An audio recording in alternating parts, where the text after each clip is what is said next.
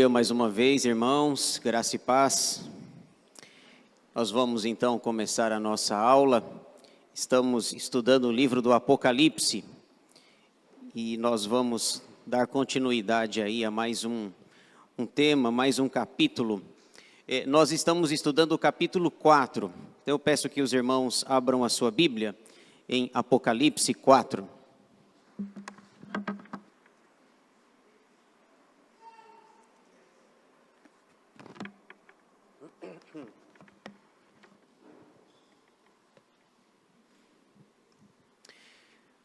Vamos lá.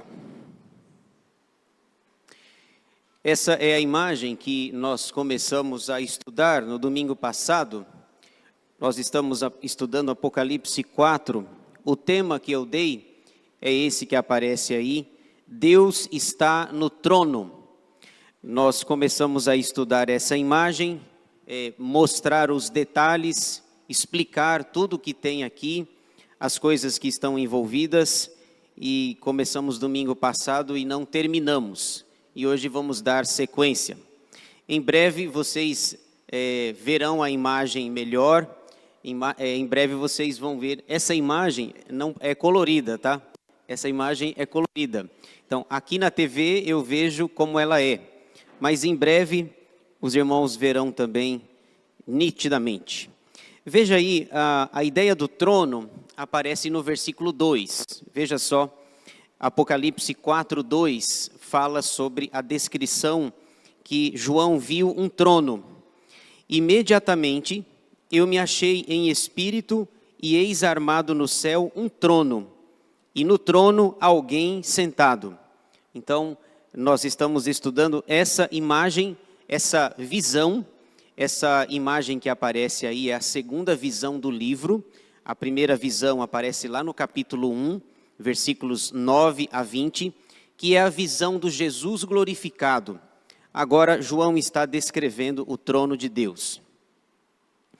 Nós começamos também, no domingo passado, a estudar a segunda sessão do livro, das 7 sessões, capítulos 4 a 7, que é denominada de os 7 selos.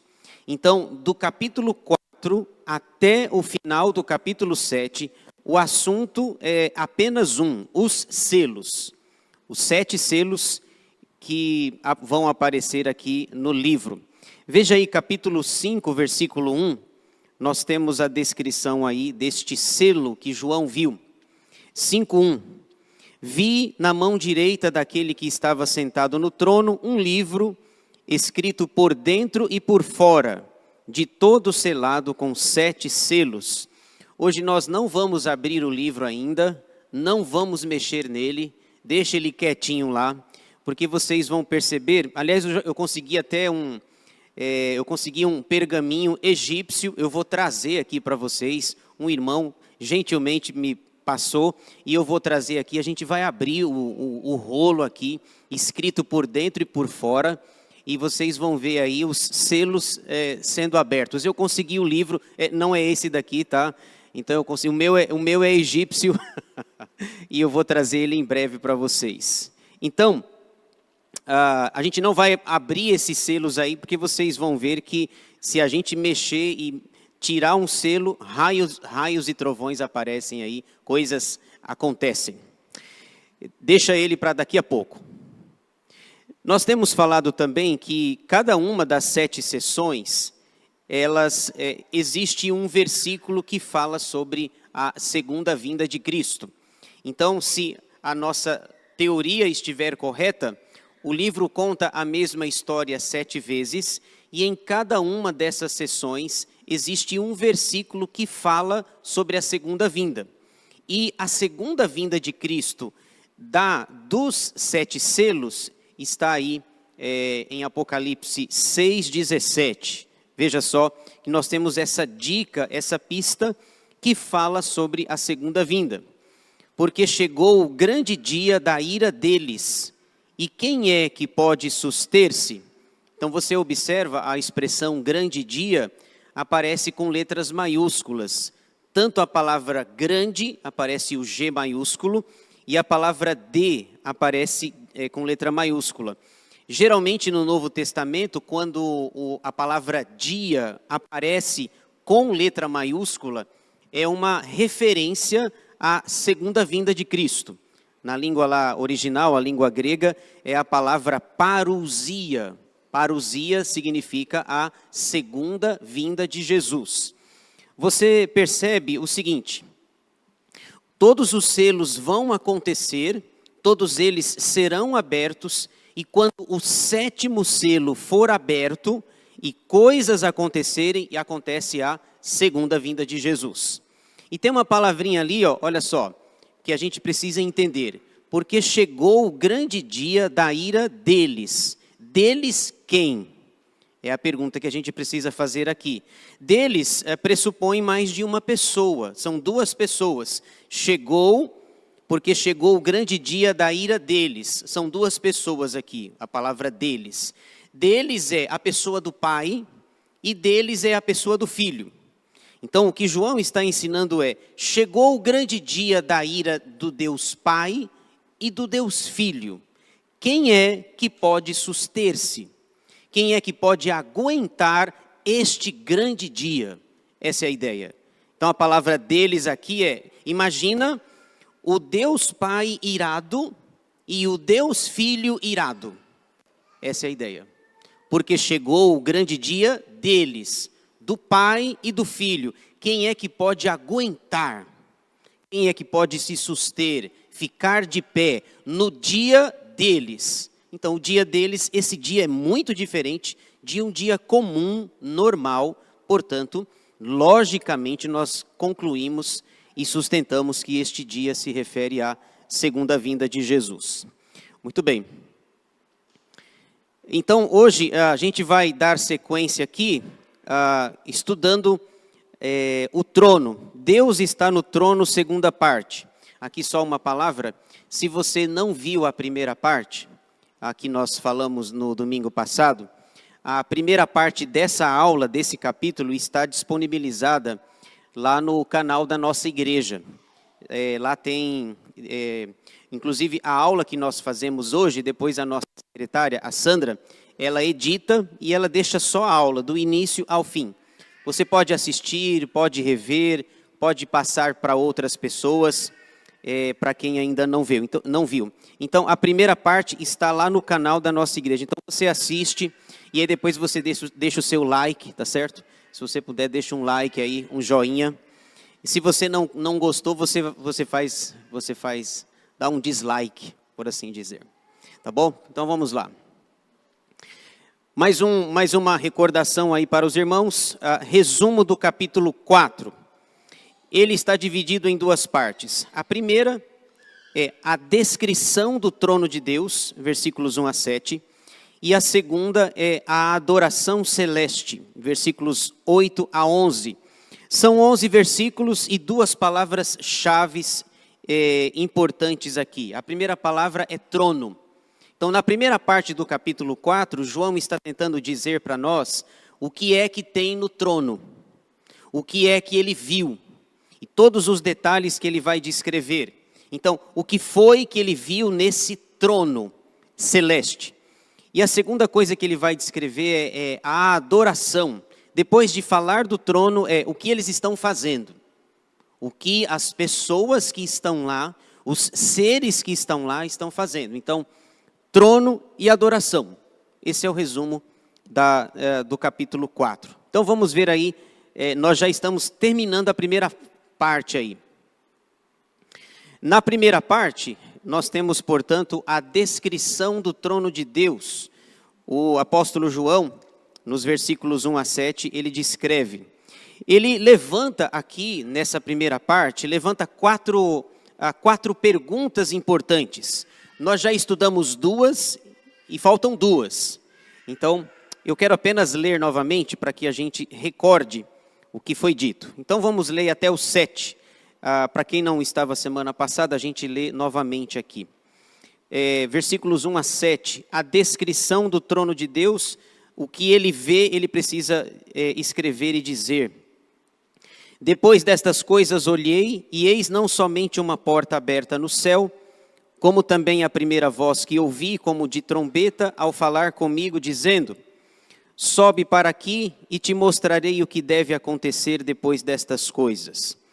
Imediatamente eu me achei em espírito, e eis armado no céu um trono, e no trono alguém sentado.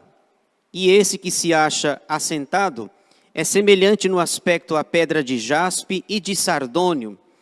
E ao redor do trono há um arco-íris, semelhante no aspecto à esmeralda. Ao redor do trono há também 24 tronos, e assentados neles 24 anciãos, vestidos de branco, em cujas cabeças estão coroas de ouro. Do trono saem relâmpagos, vozes e trovões, e diante do trono ardem 7 tochas de fogo, que são os 7 Espíritos de Deus. Há diante do trono um como que mar de vidro, semelhante ao cristal. E também no meio do trono e à volta do trono, 4 seres viventes cheios de olhos, por diante e por detrás. O primeiro ser vivente é semelhante a leão, o segundo semelhante a novilho, o terceiro tem o rosto como de homem, e o quarto ser vivente é semelhante à águia quando está voando. Então, até aqui, paremos um pouco para explicar algumas coisas. Então, até o versículo 7, João está descrevendo o trono com riqueza de detalhes, o que ele viu. E aqui tem um detalhe, né? Não é apenas, quando a gente lê pela primeira vez isso daqui, o que está em tela não é apenas a beleza do trono, ou a beleza da descrição, porque a imagem é belíssima. O grande segredo é a gente descobrir o que significa o que ele viu. Esse é o problema, e é um desafio. E para descobrir o que significa o que ele viu, isso tem muito debate, muita discussão. São mais de 2000 anos de discussão. Daqui a pouco, por exemplo, nós vamos falar já desses animais aí. E para descrever, para descobrir quem são eles, há várias posições, vários entendimentos. E a gente vai mostrar pelo menos alguns dos principais que existem, mas não é fácil de escrever algo. João está vendo o trono de Deus e ele tem que descrever, e a gente tem o desafio de descobrir o significado do que ele escreveu. Então, deixa eu só mostrar para vocês as 4 perguntas. Então, veja só, essas são as 4 perguntas. Vocês estão enxergando aí? Dá para ver? As perguntas sim, né? A imagem não, as perguntas sim. Então, são 4, nós já vimos 2, eu vou só lê-las e a gente parte para a terceira. A primeira pergunta é: o que tem no trono de Deus? Versículos 2 e 3, já vimos. Segunda, quem são os 24 anciãos? Versículo 4, já vimos. Terceira, o que é o mar de vidro? Que ele descreve aí, ele diz que viu um mar de vidro.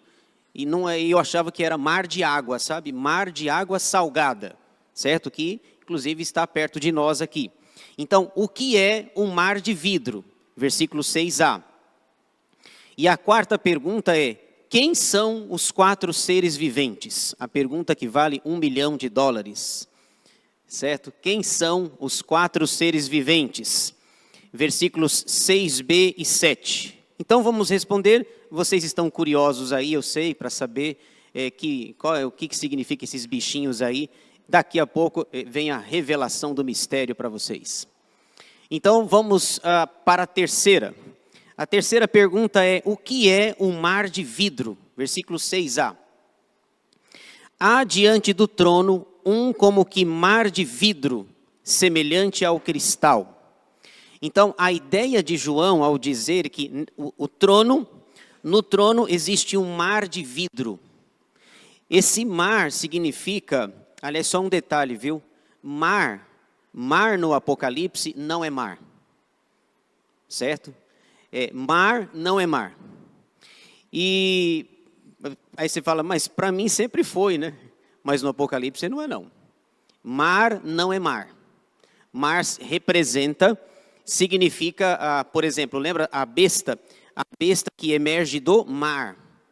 Tem um sentido por que a besta vem do mar. A gente vai explicar em ocasião oportuna. Então, a ideia de João aqui, ao falar desse mar de vidro traz a ideia de transparência, de pureza, claridade. A imagem não ajuda, vocês podem ver aqui, esse mar de vidro aqui, a imagem não está ajudando, lá fica nítido, mas a ideia é que se você está ali, a sua imagem se reflete. É como se fosse um mar de espelho, certo? É um mar de espelho.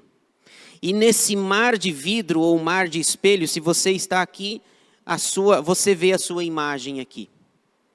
A ideia de dizer que tem um mar de vidro no trono de Deus, o trono de Deus é um lugar de transparência, pureza, santidade. Aqui os tronos da terra, eles às vezes são sujos, são obscuros.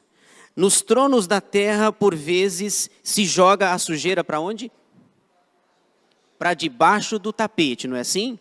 Faz vistas grossas, algumas coisas a justiça é feita, outras vezes é enganado isso. Então, lá nesse trono não tem como jogar a sujeira para debaixo do tapete. Não tem nenhuma sujeira. Porque se quem está sentado é santo, o lugar em que ele está também o é. Então é um mar de vidro, é um mar de espelho, é um mar transparente. Os tronos, os tribunais aqui da terra são parciais, os juízes se vendem, as cortes se corrompem, e aqui eu falo de uma maneira geral, tanto no país quanto no mundo, o que a gente vê inclusive a Bíblia fala sobre o suborno, a Bíblia não fala de suborno? Não aceite suborno porque é como se você fechasse os olhos para a verdade. Não aceite suborno contra o inocente, a Bíblia fala. Então, esse mar de vidro é um mar de transparência. Ali, sua roupa é branca. A roupa desses anciãos aqui é branco. Portanto, na imagem aqui da televisão, quando eles estão sentados, há o reflexo dele. Se a roupa deles estiver suja, dá para ver. Dá para ver que está sujo. Tem uma mancha. E lá no céu não entra sujeira, não entra mancha. Lá no céu é um lugar de pureza, de santidade. E, portanto, esse mar de vidro é para dizer assim, esse trono é diferente de todos os tronos da terra. Ele é diferente. Se aqui se joga a sujeira para debaixo do tapete, lá não tem tapete. Lá a sua essência aparece. Você é o que é. E você vai dar o que tem. Lá a sua essência não tem como não aparecer. Porque Hebreus 12:14 diz, segui a paz e a santificação, sem a qual ninguém verá o Senhor. A ideia de Hebreus 12:14, se você não seguir Hebreus 12:14, você não estará no mar de vidro. Não estará no mar de vidro. Veja que o mar de vidro, ele aparece também no capítulo 15. Vamos para lá. Você percebe essa ideia cíclica, repetitiva do livro? Porque esse mar aparece no capítulo 4, e depois quando a gente estiver lá no capítulo 15, quando a gente já vai ter esquecido do mar de vidro, ele aparece de novo. E veja só, no capítulo 15, versículo 2, como é cíclico, João está contando a mesma história, então se ele fala do mar de vidro no 4, e se o livro é cíclico, não há nenhum problema em falar no 15, porque é cíclico, não é cronológico. Então você tem pistas que é cíclico. 15:2, olha só. Só que lá, lembra que ele fala de mar de vidro? Só que cada vez que ele vai contar a história, ele acrescenta elementos novos. E em 15:2 tem um elemento que não está no 4. Olha só. Vi como que um mar de vidro. No capítulo 4 é semelhante ao cristal. Não é assim que está no capítulo 4? No capítulo 15 não é mais a mesma coisa. Então não é a mesma história. Mesclado de fogo. Lá no capítulo 4 é um mar de vidro semelhante ao cristal.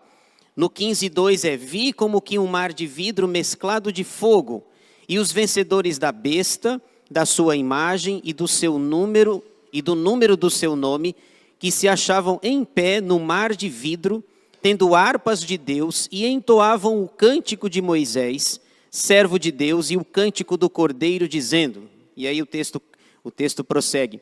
Você percebe que no capítulo 4 eles estão adorando, e no capítulo 15 eles estão adorando. É a mesma coisa. No capítulo 4 tem adoração, no mar de vidro semelhante ao cristal.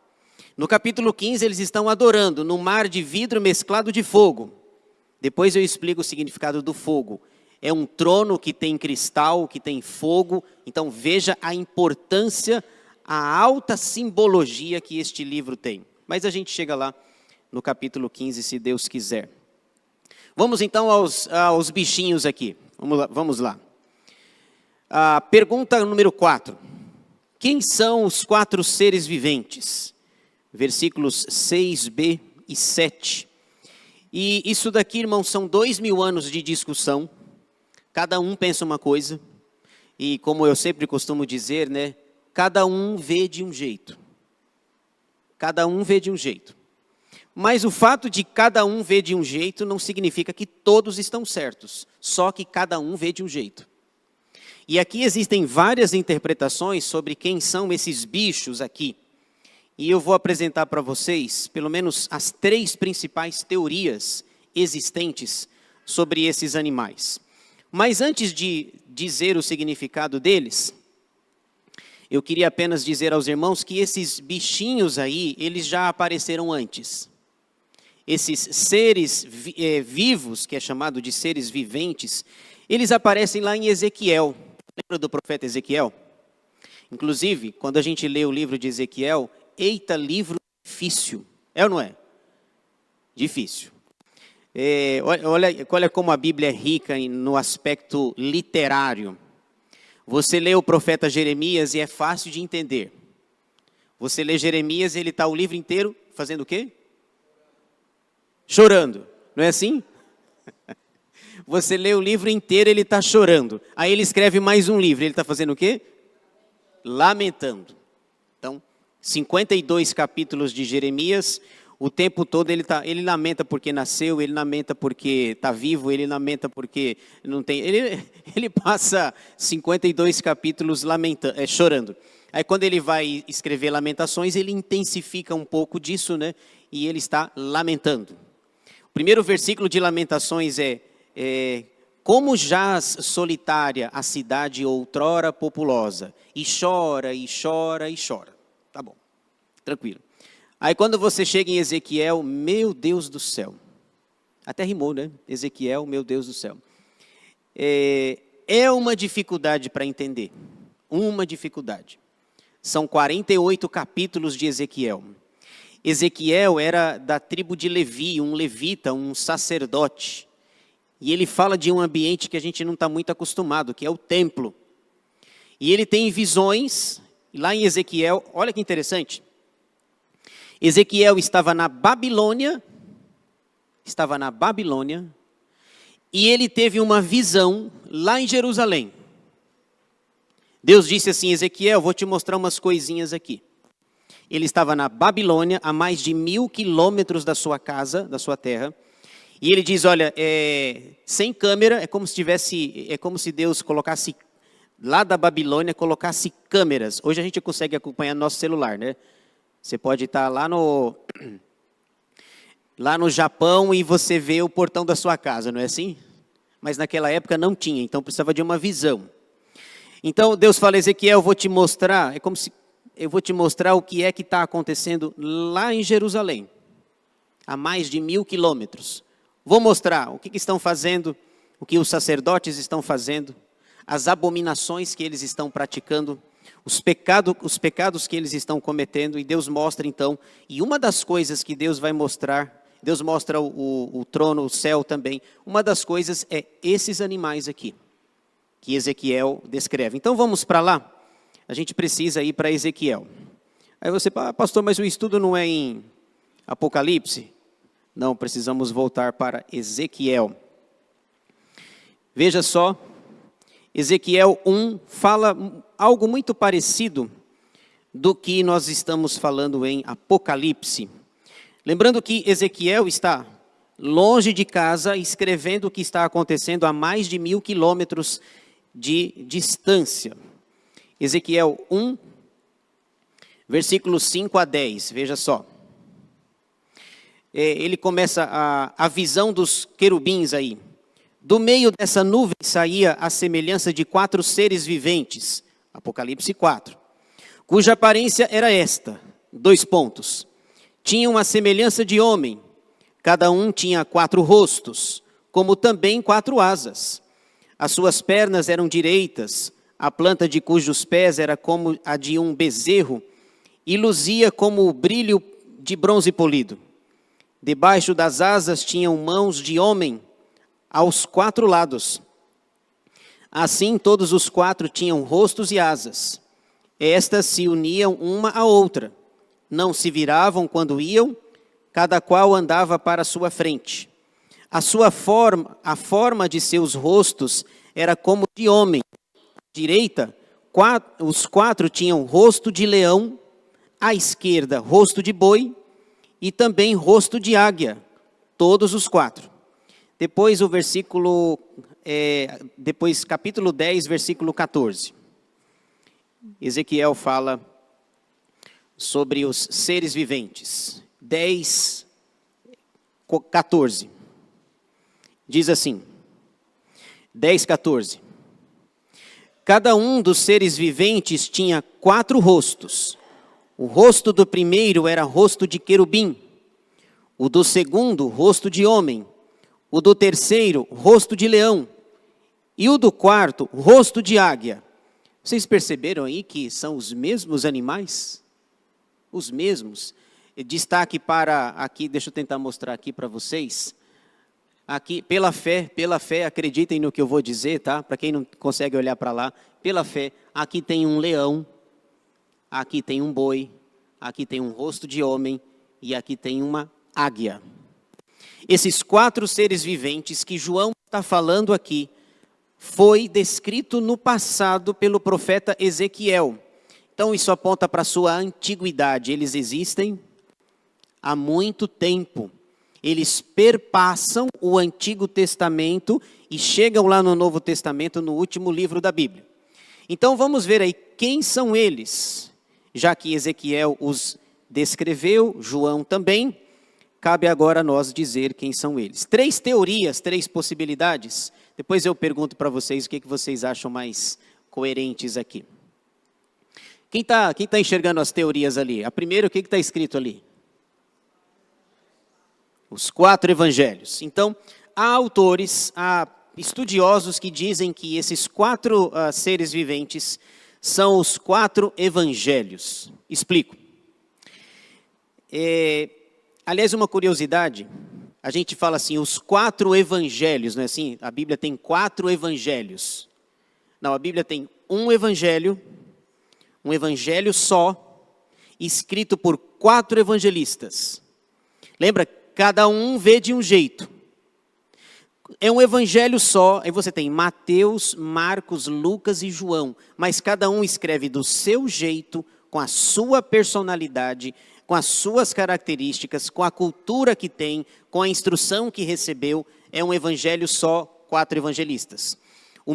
Cada um, se eu perguntar aqui, cada um teria uma preferência lá pelos evangelhos, né? Ah, pastor, eu gosto mais de Marcos, eu gosto mais de Mateus, de Lucas, de João. O meu favorito é Lucas, por uma razão simples, porque ele é cronológico. Só isso, todos são bons. Os 4 são bons, mas o meu favorito é Lucas, porque ele escreve os capítulos todos em ordem cronológica. Ele pega por uma razão que já está evidente, data, cronologia, história, alguma coisa assim.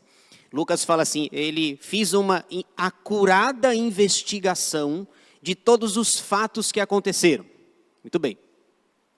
Se é um evangelho só e 4 evangelistas, a ideia é a seguinte: cada evangelista escreveu para provar uma tese Mateus escreveu para provar que Jesus é o rei dos judeus. Essa é a tese dele, são 28 capítulos, e nessa tese, a tese é mostrar que Jesus é o rei dos judeus. E o rei dos judeus é tipificado, simbolizado por um leão. Por um leão. Então, lá em Mateus, Jesus seria o leão. Olha lá. Então, rosto de leão. O Evangelho de Marcos foi escrito para provar uma tese, que Jesus veio para servir. É por isso que você vê Jesus não senta, Jesus não come. Vocês já viram a palavra imediatamente? No Evangelho de Marcos tem imediatamente, imediatamente, imediatamente. Parece que Jesus está o tempo todo em ação, ele não para, ele não descansa, não tem tempo de comer, tomar café assim, para professores, nem pensar, não dá tempo. E então ele veio para servir. E a ideia do serviço, simbolizada na figura do boi. O boi é o animal mais forte em termos de serviço. Então, naquela época lá, a figura do boi era usada para o serviço. Usa-se 2 bois para arar a terra, porque eles têm muita força. Então, o Evangelho de Marcos é simbolizado por um boi do serviço. O Evangelho de Lucas foi escrito para provar que Jesus era o homem perfeito. Ele era o homem ideal, perfeito, pleno, sem pecado. O que justificaria o ser vivente ter um rosto de homem. E o Evangelho de João foi escrito para provar que Jesus é Deus. Que Jesus é Deus. Então, no princípio era, lembra? No princípio era o Verbo, e o Verbo estava com Deus, e o Verbo era Deus. Essas expressões, elas não são de graça, elas têm um propósito específico para mostrar que Jesus é Deus. Lá em João 8, ele diz que antes que Abraão existisse, eu sou. Ele é Deus. E essa figura, portanto, o Evangelho de João é simbolizado pela figura da águia. Da águia que ela voa, ela tem voos altaneiros, voos altos. Ela tem acesso lá em cima a lugares altos e lugares baixos aqui na terra. Então, o Evangelho de João seria a águia. Então, esses estudiosos dizem, portanto, esses seres viventes são os evangelhos, simbolizados pelo leão, pelo boi, pelo homem e pela criação. Os 4 evangelhos. Uma segunda possibilidade, e vocês vão analisando aí. Uma segunda possibilidade é que esses seres viventes, eles representam a criação. Eles não são os evangelhos, eles são a criação. Você tem os 24 anciãos adorando, a igreja louvando, as 3 pessoas da Trindade representadas ali, e a criação toda junta, toda reunida, representada pelos animais principais.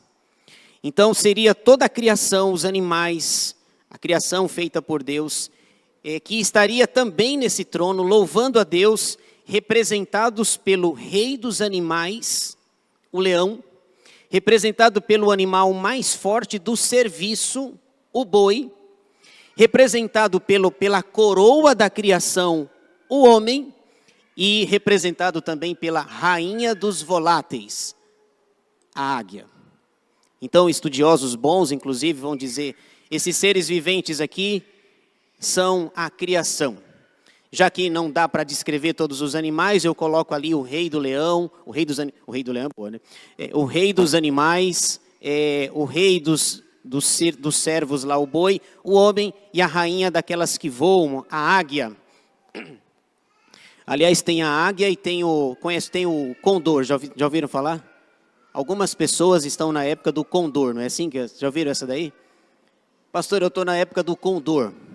Condor aqui, condor ali, condor acolá. Então seria a criação. Muito bem. A terceira teoria diz que esses seres viventes, eles são seres angelicais. Veja como são diferentes. Uma fala que é os evangelhos, outra fala que é a criação representada pelos animais escolhidos a dedo aqui. e a outra fala que são os seres angelicais. Representados aqui por esses animais. O leão, que é forte, que é o rei, o boi que serve, o homem que é a coroa da criação, e a águia pela sua agilidade, pela sua velocidade.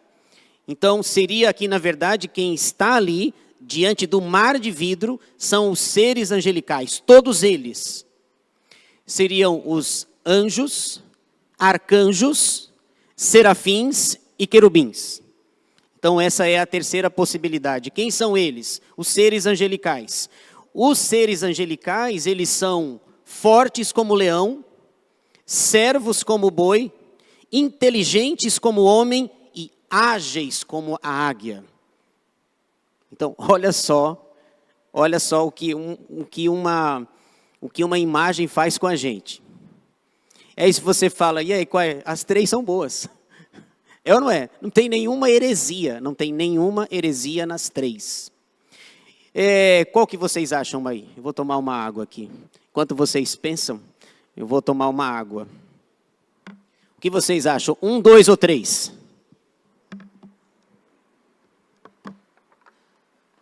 Obrigado, Diego. Vocês estão em silêncio aí? Não sei opinar. Tá? Não sei opinar. O Diego já deu a resposta. Obrigado, Diego. O Diego já deu a resposta, não sei opinar. Vocês concordam com o Diego?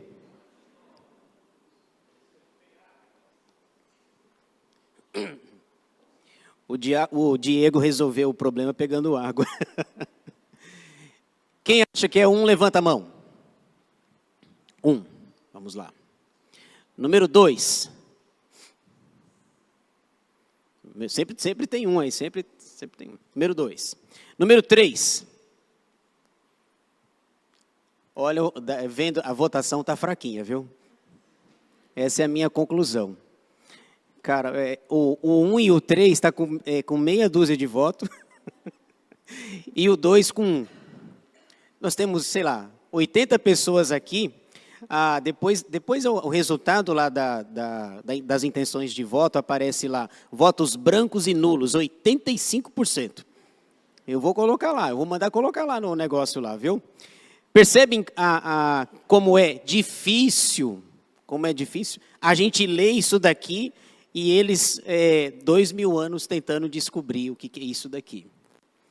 A posição que a igreja adota em relação a essas três teorias, que são boas, não tem nenhuma heresia e todas elas fazem sentido, a posição que nós adotamos é a número 3. 3.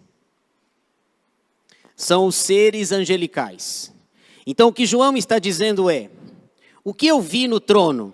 O que tem no trono? No trono tem o Pai, o Filho, o Espírito Santo, a igreja e os seres angelicais. É isso.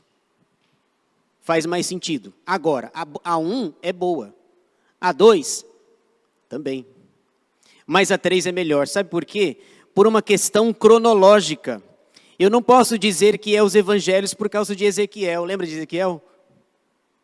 Não tem evangelho lá em Ezequiel. Ainda, né? É ou não é? Quando você lê Ezequiel, pensa sempre com a ideia cronológica. A cronologia nos ajuda bastante. Quando Ezequiel, no capítulo 1, falou dos seres viventes, ele não estava falando do evangelho de Mateus, Marcos, Lucas e João, por uma razão muito simples, não tem. Agora, olhar hoje faz sentido eu dizer que é o evangelho, mas a dica de Ezequiel vai dizer para nós que, aliás, com Ezequiel eu não conseguiria descrever agora, porque não tinha evangelho lá, mas os seres angelicais faz mais sentido. A ideia de João é a seguinte: diante desse trono, diante das três pessoas da Trindade, toda a humanidade está louvando e todos os seres angelicais estão louvando. Só há uma coisa que eles podem fazer: cantar e dizer: Santo, Santo, Santo é o Senhor, toda a terra está cheia da sua glória. Olha que dificuldade. Pessoas muito boas, estudiosos bons, dizem que é um. Pessoas boas também dizem que é a dois. Eles não são hereges por dizer que é a um ou a dois. Mas a três faz mais sentido. A ideia é que, e a Bíblia fala, né? Lá em Hebreus, acho que capítulo 1, capítulo 2, o escritor aos Hebreus diz que os anjos, eles são valorosos em poder. Poder associado lá à realeza, ao leão. Então, os seres angelicais também têm características como do leão, do boi, do homem e da águia. Os anjos também são rápidos como a águia. Então, diante desse trono, toda a igreja de todas as épocas está adorando e os seres angelicais. E quantos anjos tem lá no céu? Quantos? Incontáveis, né? Fora os que caíram, certo? E a gente vai ver mais para frente que tem os anjos que não caíram e tem os que caíram. E a ideia é o seguinte: quem caiu, caiu. Quem não caiu, não cai mais. Quem está lá em cima, quem tá nesse grupo aqui, quem está é incaível. Se é que tem essa palavra, né? Eles são incaíveis, tá certo? E a gente vai ver lá na frente que Satanás, quando ele aparecer, ele vai com a cauda dele, diz o texto que ele vai arrebanhar para si a terça parte dos anjos. A terça parte. Se caiu uma terça parte, quanto que sobrou? 2 terços. Vou fazer uma pergunta para vocês. Vamos supor que lá no céu tenha 1 milhão de anjos. Quantos anjos sobraram? 600 e... Vocês vão passar 15 minutos falando meia. Não é o número da besta ainda. Ok? Vocês vão falar meia. Tudo bem, porque eu dei um exemplo não muito bom também, né? Então, se existia 1 milhão de anjos, caiu a dízima periódica lá, né? 3. Mas ainda sobraram a 2 terços, meia. Então, é isso. Diante do trono tem a Trindade, tem a igreja do Velho Testamento e do Novo Testamento, e todo mundo angélico. Os anjos, arcanjos, serafins e querubins estão adorando a Deus. Vamos em frente. Deu para entender? Certinho? Veja quanta coisa tem nessa imagem. E tudo que eles estão fazendo, fazem no mar de vidro. Não tem sujeira, é transparente. Se você, lá é assim, lá precisa ter caráter, porque esse caráter é assim, ou você tem, ou você não tem. Ah, mas eu vou comprar. Não vai não, não vai. Caráter, quer comprar caráter? Não tem dinheiro no mundo que compre. Então só tem lá, quem está diante do mar de vidro são aqueles que foram lavados pelo sangue do Cordeiro, morto antes da fundação do mundo. O Cordeiro está aqui, ele vai aparecer bonitinho ali, segurando um rolo, ele vai aparecer já. No final quero mostrar o Cordeiro para vocês, bem bonito. Vamos lá, segunda parte. Então agora João vai falar para nós, já descreveu o trono e agora é o que eles estão fazendo lá neste trono. Capítulo 4, lembrando que o capítulo 4 é o capítulo principal do livro. Principal. Tudo que vai acontecer, todas as desgraças que vão acontecer, a chegada do anticristo, a chegada da besta que emerge da terra, a chegada da besta que emerge do mar, todas as desgraças que vão acontecer, sangue sendo derramado. Lembra das almas que vão clamar, elas ficam falando, Senhor, até quando? Até quando? O Senhor não vai fazer justiça? Tudo que vai acontecer de ruim, de desgraça, até o final do livro, tudo está submisso ao capítulo 4. Tudo. Porque tudo que acontece o trono, tem alguém no trono, e nesse trono, quem está sentado nele, que parece uma pedra de jaspe, quem está sentado nesse trono, controla todas as coisas.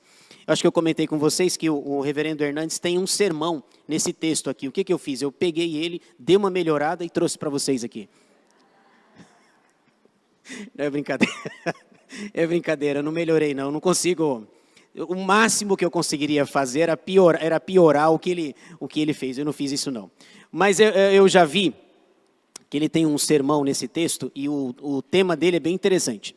O tema dele é o trono de Deus, a sala de comando do universo. Esse é o tema dele.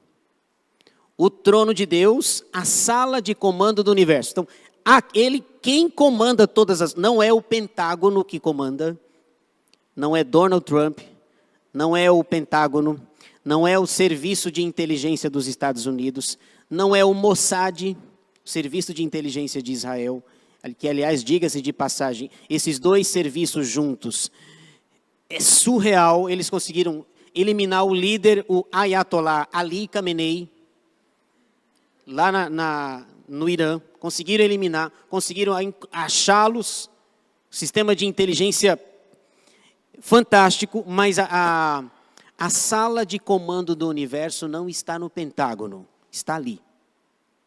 O trono de Deus, a sala de comando do universo. A igreja está ali, os poderosos estão ali, gente grande, gente pequena, e todos os seres angélicos estão ali.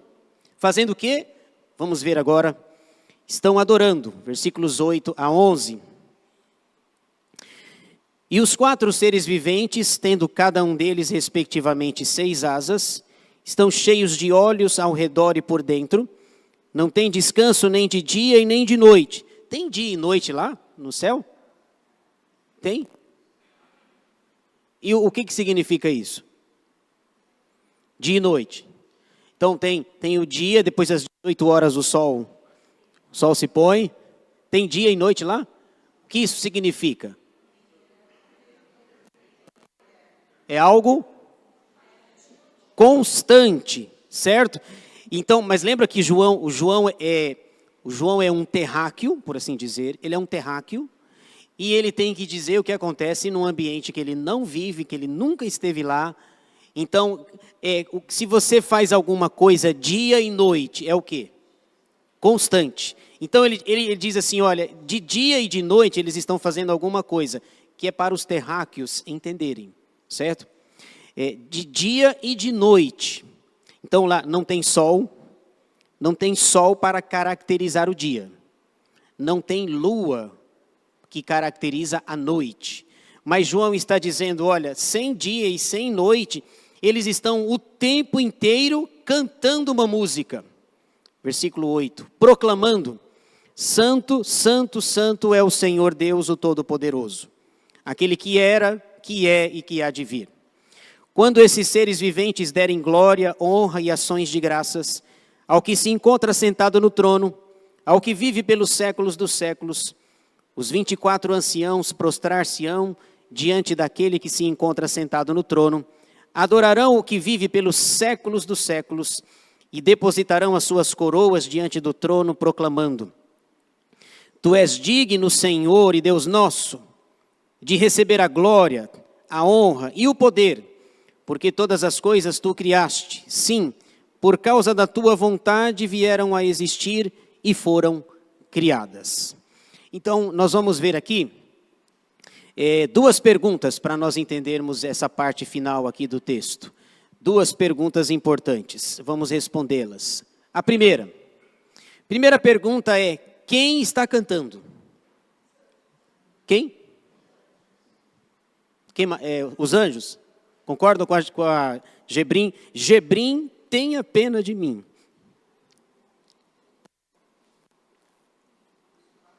Brincadeira, Gebrim. Quem está cantando? Pelo texto.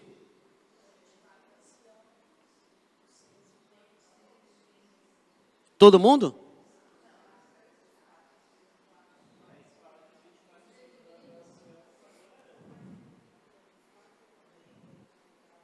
Está vendo? Há controvérsias aí.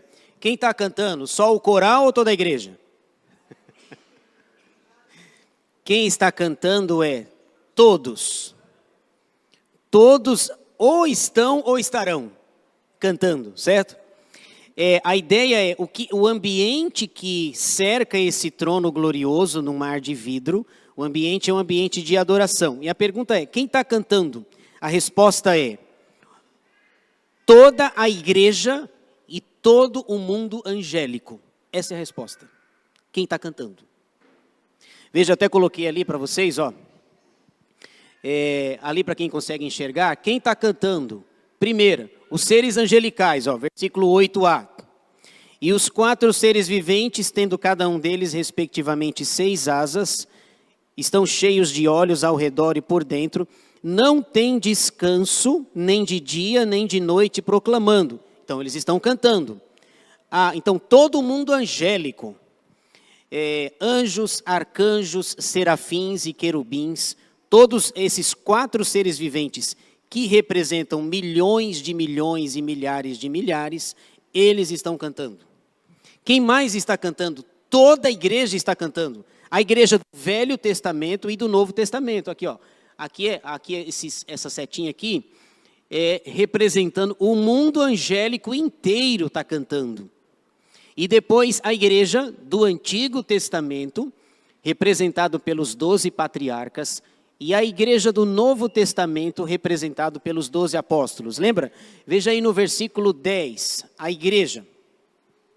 Os 24 anciãos prostrar-se-ão diante daquele que se encontra sentado no trono, adorarão. Certo? Então, os 24 anciãos não são apenas 24 pessoas. Lembra que a imagem aqui é representativa. Todo mundo angélico está nessa imagem, e toda a igreja está nessa imagem. Então, no versículo 8, a parte A, diz que todos os anjos, arcanjos, serafins e querubins estão cantando. E também toda a igreja, os 24 anciãos, é uma representação da igreja toda. Por exemplo, a nossa igreja, a igreja presbiteriana, ela o sistema de governo dela, ela é representativo, não é assim? Quem fez a classe de catecúmeno sabe que existem 3 formas de governo. Me ajudem aí. 3, as principais. O sistema de governo. Existe o sistema episcopal. E no episcopal, quantos mandam? 1. Existe o sistema congregacional. Quantos mandam? Todos. E existe o sistema presbiterial ou representativo. Quantos mandam? Alguns. Certo? Então, no cenário evangélico, católico, em todas as igrejas, assim, de uma maneira geral, você tem alguém que é o sistema episcopal. Um só manda. No sistema congregacional, todos mandam. Então, assim, nós vamos comprar uma garrafa para servir suco gelado no calor ou chocolate quente no inverno. Então, vamos comprar uma garrafa de 10 litros aqui. Todo mundo tem que aprovar. Eu não quero que compre a garrafa. Porque se comprar a garrafa, a gente vai ficar conversando aqui e não vai embora. E depois os diáconos ficam apagando as luzes para a gente ir para casa, não é assim? Eu sou contra. Então, vai comprar uma garrafa, tem que consultar todo mundo se vai comprar a garrafa. No sistema presbiterial e representativo, alguns decidem se vai comprar a garrafa ou não, que é o nosso caso. Então, essa imagem, de certa forma, ela é, eu ia dizer presbiteriana, né? Mas não é, né? Essa imagem ela é representativa. 24 anciãos é para representar a igreja inteirinha do Antigo Testamento e a igreja inteirinha do Novo Testamento. 4 seres viventes é para representar milhões de milhões e milhões, e mais alguns milhões e mais milhões, mas só tem 4, certo? Então é uma imagem representativa. Então aqui você tem todo mundo angélico e toda a igreja cantando. É o que nós mais vamos fazer na eternidade, certo? Cantar. Vamos cantar, vamos louvar, vamos adorar ao Senhor aqui. Então, a primeira pergunta. Agora, uma pergunta mais difícil. A última. Já descobrimos quem está cantando. Agora, a segunda pergunta é: o que eles estão cantando? O que eles estão cantando? E deixa eu dizer uma coisa para vocês, interessante, que música é um negócio interessante, né? Música quando você canta, ela está tentando ensinar uma mensagem para você. Música na igreja é teologia. Música é teologia. Sabe aquela música que faz sucesso, que fica na sua cabeça? Comigo é assim, quando eu gosto de uma música, eu canto ela 380 vezes durante o dia, e no outro dia também. E no outro dia, no terceiro dia, ninguém me aguenta. Ou eu estou assoviando. Acontece isso com você, assim? Se acontece com você, parabéns, você é normal. Normal, assim como eu acho que eu sou normal. Mas aquilo fica na cabeça. É a ideia, para os dois lados, né? Diga-se de passagem, né? Quando a música é boa, fica, mas quando é ruim também, só Jesus na causa. Lembra daquela música lá do Regis Danese, acho que é isso? Entra na minha casa. Entra na minha casa, entra na minha vida e faz um milagre em mim. Mas assim, eu ouvi tanto essa música, o meu desejo é falar, meu filho, entra logo. Entra nessa casa. Se você quiser, eu dou um empurrãozinho. Entra. Entra na minha casa, entra na minha vida e assim por diante. Tinha uma música secular também, uma cantora que sumiu, chamava Luca. A Luca, ela cantava assim, né? Tô nem aí, lembra dessa música? Tô nem aí. Não vem falar dos seus problemas que eu não tô nem aí. Muito cristã, assim, uma música de muita qualidade, né? Muita qualidade, muita teologia e tal. Tô nem aí, não vem falar dos seus problemas que eu não tô nem aí. Isso é teologia. Ruim. O cristão pensa exatamente o contrário. Eu tô aí sim. Então, inclusive, os mais velhos devem se lembrar. Lembra dos Vencedores por Cristo? Tinha louvor 1, eu sou dessa época aí, viu, gente? Louvor 1, louvor 2, louvor 3, louvor 4, louvor 5, louvor 6. E era só salmos. Cada vez que você cantava, você estava fazendo duas coisas. Cantando e decorando os salmos. É uma coisa fenomenal.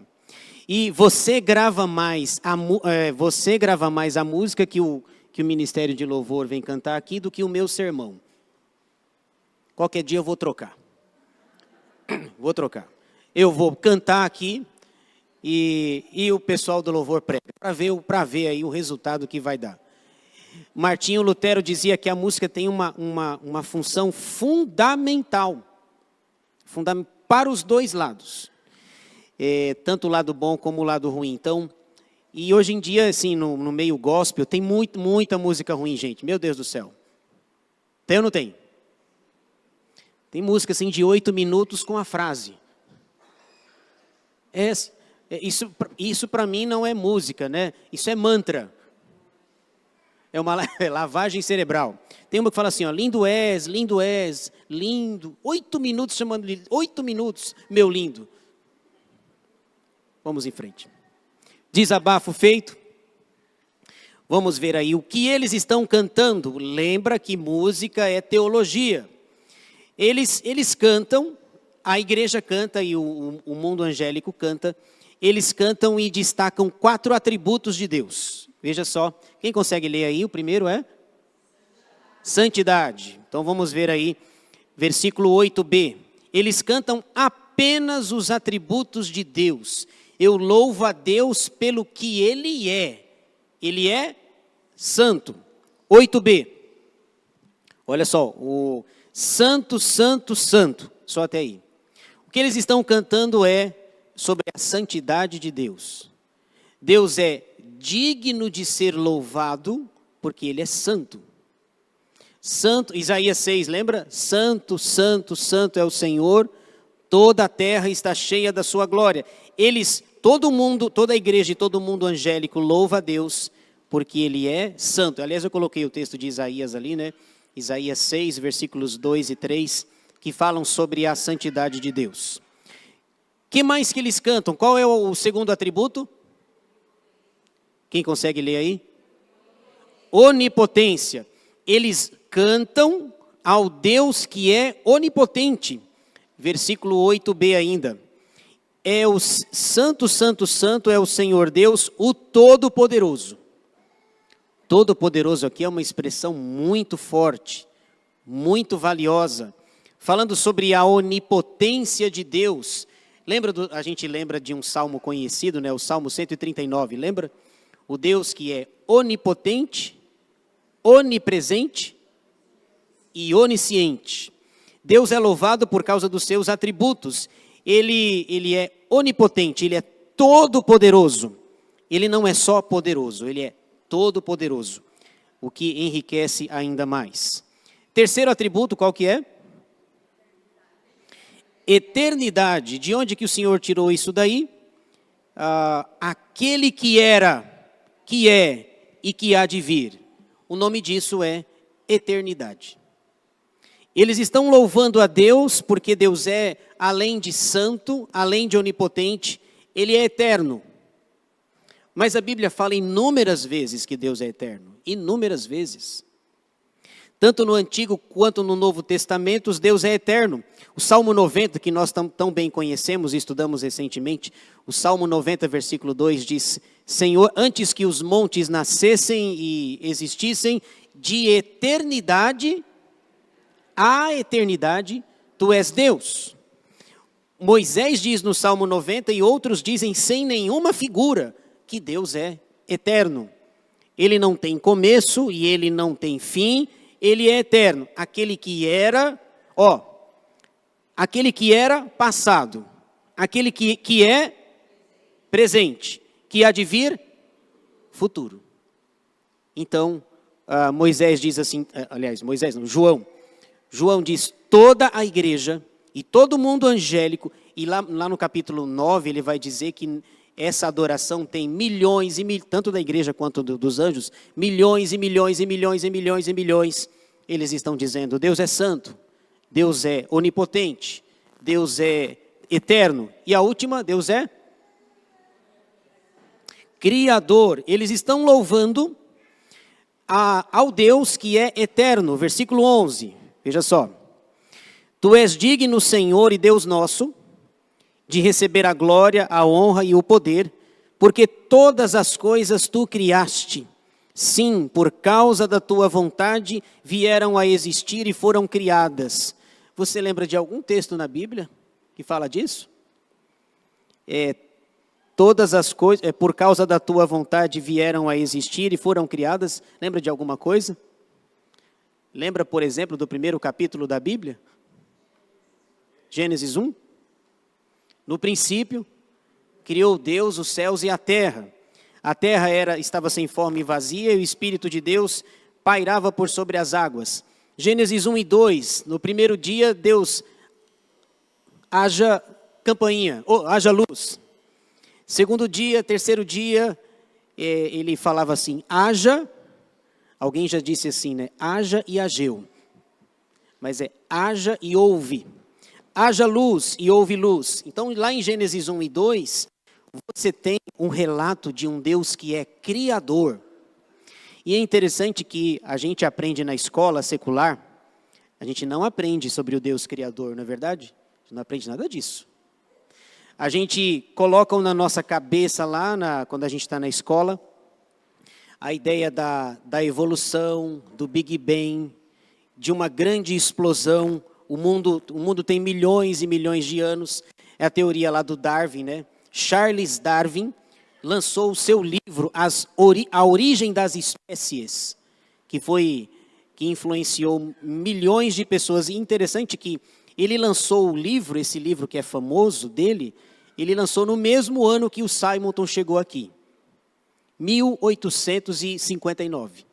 Em 12 de agosto de 1859, o Simonton chegou aqui. E em 24 de novembro de 1859, Charles Darwin lançou o seu livro A Origem das Espécies em Londres, na Inglaterra. Influenciando gerações, dizendo que o mundo veio de uma explosão. Interessante que nenhuma explosão gera vida, né? Se explodir uma panela de pressão na sua casa, um botijão, quantas vidas vão gerar? Não vai gerar nenhuma vida, vai ceifar talvez vidas. E é interessante que no livro do Apocalipse você esperava algo estrondoso. E João está dizendo assim, não se esqueçam de adorar o Deus que é criador, que criou inclusive você. Então a igreja toda louva a Deus, música é teologia, boa teologia ou má teologia. Eles louvam a Deus pela sua santidade, pela sua onipotência, pela sua eternidade e porque Ele é criador. Vocês conseguem ver aquelas referências, só para ver se a visão de vocês está boa? O que está escrito ali? Depois do versículo 11. 10, 6 e 14, 7. Estão dispensados do oftalmo. Quem conseguiu ler aí. Em 10, 6 e em 14, 7, sabe o que está escrito lá? A mesma coisa. Louve a Deus porque Ele é criador. Então, no capítulo 4, Ele é criador. No capítulo 10, Ele é criador. No capítulo 14, Ele é criador. O livro é cíclico, repetitivo. Ele vai falar a mesma coisa, acrescentando elementos diferentes. E a última coisa aqui, tem uma imagem muito bonita, queria mostrar para vocês. Essa daqui, o versículo 10 a gente finaliza. No versículo 10 o que acontece? Os anciãos tiram as suas coroas. Quem puder pode virar aí, a gente vai virar as cadeiras semana que vem. Os anciãos, os 24 anciãos tiram as suas coroas. Mas ali acho que está, até que está coloridinho ali, né? Dá para ver, né? Quem respondeu 10, 6 e 14, 7, está vendo nitidamente. Tá certo? Vamos lá. A ideia é assim, aqui os 24 anciãos. Quem são os 24 anciãos? A igreja. De onde? Do Velho Testamento e do Novo Testamento. Olha o que eles estão fazendo. Representativamente. Porque não dá para colocar uma foto. Lembra, imagina lá no céu, depois de uma programação, vamos tirar uma foto aqui de toda a igreja. Algum engraçadinho falaria assim, ô Zaqueu, você fica na frente. Captaram? Captou? Captei vossa mensagem, amado mestre. Vamos tirar uma selfie aqui, ô Zaqueu, vem cá, você fica aqui. Entendedores entenderão por que o Zaqueu vai ficar na frente. Então não dá para tirar essa foto aqui. Então só 24 já dá para bom entendedor. Meia palavra basta, né? Então eles estão aqui, eles estão sentados, não aparece, não está nítido, 24 tronos, eles se ajoelharam, eles tinham uma coroa na cabeça. Lembra Apocalipse 2, 10b, ser fiel até a morte e dar-te-ei a coroa da vida. Eles receberam uma coroa, mas agora eles têm que tirar a coroa. Tudo isso no capítulo 4. Tem que tirar a coroa. Por quê? Vocês estão vendo um negócio que está brilhando aí? Não está brilhando? Aqui, ó. Aqui, não está? Que lugar é esse? É o mar de vidro semelhante ao cristal. Eles estão lá, então, o que eles fizerem, eles estão se vendo. Certo? E agora, eles receberam uma coroa, agora eles têm que tirar a coroa. Veja por quê. Versículo 10. Os 24 anciãos prostrar-se-ão diante daquele que se encontra sentado no trono, adorarão o que vive pelos séculos dos séculos e depositarão as suas coroas diante do trono proclamando. Eles fazem duas coisas aqui no versículo 10. A primeira é tirar a coroa, porque eles podem até ter recebido uma coroa, mas diante do que está sentado no trono, só não pode ter 25 coroas. Só pode ter uma. A coroa principal é de quem? É do rei. Lembra da ideia dos tronos humanos? A coroa principal é de Deus. Então aqui nessa imagem representativa são 25 coroas. 12 do antigo, 12 do novo, mais a do principal, só não pode ter 25 reis. Só pode ter um, que é santo, onipotente, eterno e criador. Se ele tem todos esses atributos, eu tiro rapidinho a coroa que eu recebi. Sabe por quê? Porque Isaías já tinha falado para nós, e não sei se vai dar tempo a gente ler. Isaías 42, 8 e 48, 11 diz assim que Deus não divide a sua glória com ninguém. Se ele não divide a sua glória com ninguém, só resta uma coisa a fazer: tirar a coroa. Nesse trono principal, só tem um que fica com a coroa. É Deus. Deixa eu ver se dá tempo eu ler Isaías. Vamos lá para Isaías. Alguma criança quer ficar com a coroa, mas não vai poder, viu? 42, 8, veja só. 42, 8.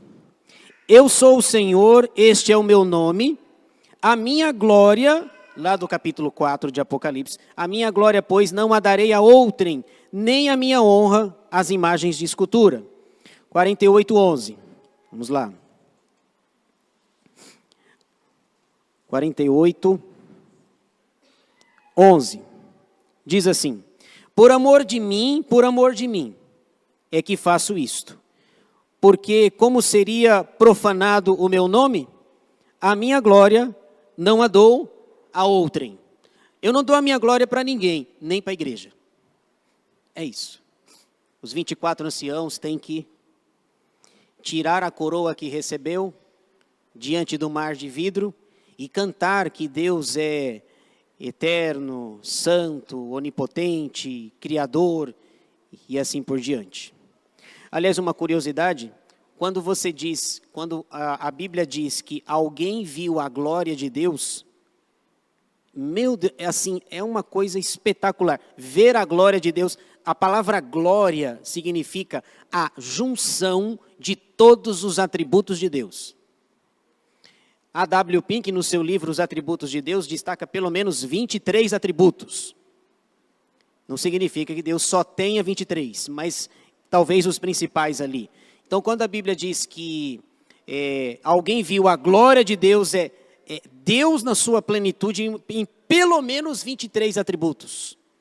Ver Deus, ver a glória de Deus, ninguém sobra vivo, ninguém resta, se ajoelha no mar de vidro, tira a coroa, faz alguma coisa, mas só vai ficar o Deus que é eterno. Paulo diz em 1 Timóteo que Deus habita em luz inacessível. Acabou o tempo, acabou as coroas, acabou tudo. Deixa eu só mostrar a imagem aqui. Então é isso, terminamos o capítulo 4. Deus está no trono. E talvez você vai ficar com um bom tempo com essa imagem na cabeça. Deus está no trono. Deixa eu só mostrar a última coisa, a aplicação já foi, aqui eu tinha 25 minutos para falar, mas não tenho mais. A imagem, semana que vem, não é semana que vem, semana que vem não terá Apocalipse, viu? Não fiquem, ninguém falou, ninguém falou. Caramba, meu. Eu vi uma figurinha uma vez que falava assim, ó: posso não valer nada, mas já vali. Mas já vali. Vamos lá. Semana que não tem, apesar de não ter o por causa da Páscoa, certo? Nós estaremos aqui, é o culto da ressurreição, mas não percam, na próxima aula, eu peço até para vocês lerem, nós vamos estudar essa imagem aqui, ok? Dá para ver o que tem ali? Uma ovelha. Apocalipse 5 fala sobre esta ovelha. Ok? Então, leiam, por favor, para a próxima aula, Apocalipse capítulo 5. Seguiremos em frente, se Deus quiser. É um outro caso aí, complexo, e que a gente vai gastar muito tempo só nessa imagem aqui, tá bom? Vamos ficar em